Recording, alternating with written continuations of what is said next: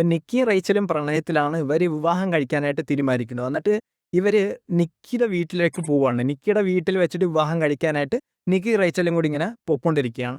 നിക്കിയുടെ വീടാണെങ്കിൽ ഈ ഒരു കാട്ടിനകത്തൊരു മഞ്ഞൊക്കെ വീഴുന്ന ഒരു വീടാണ്. ആ ഒരു പ്ലേസ്, ആ ഒരു വീട്, ആ വീട്ടിലെ ആളുകള്, റേച്ചലിനോട് അവർ സംസാരിക്കുന്ന രീതി, ഇതൊക്കെ കാണുമ്പോൾ നമുക്ക് പെട്ടെന്ന് അടിക്കുന്ന ഒരു സാധനമാണ് something is not right with this place. റേച്ചലിന് അവിടെ വന്ന് ഇറങ്ങുമ്പോൾ തൊട്ട് ഭയങ്കര നെഗറ്റീവായിട്ടുള്ളൊരു എനർജിയാണ് കിട്ടിക്കൊണ്ടിരിക്കുന്നത്. അവിടുത്തെ ആളുകളായിട്ട് സംസാരിക്കുമ്പോൾ, അവിടെ ഇടപെടുമ്പോഴും ഒക്കെ റേച്ചലിനും ഭയങ്കര നെഗറ്റീവാണ് ഫീൽ ചെയ്തുകൊണ്ടിരിക്കുന്നത്. അപ്പം ഞാൻ പറഞ്ഞു കഴിഞ്ഞാൽ അപ്പോൾ സ്പോയിലറായി പോകും.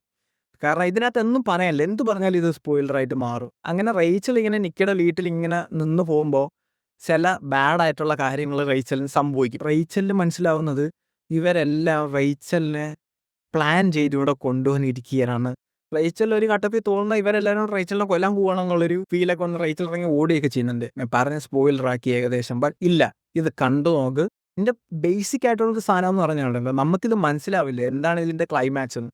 നമ്മളിങ്ങനെ കണ്ടുവരുമ്പോൾ നമുക്ക് തോന്നും ഇത് എനിക്ക് മനസ്സിലായി, എനിക്ക് ക്ലൈമാക്സ് മനസ്സിലായി, ഇതിങ്ങനെ ആയിരിക്കും പോകാമെന്ന് പോകുന്നത്. പക്ഷെ നമ്മൾ കുറച്ച് ഇപ്പോൾ അതും ബ്രേക്ക് ചെയ്യുക.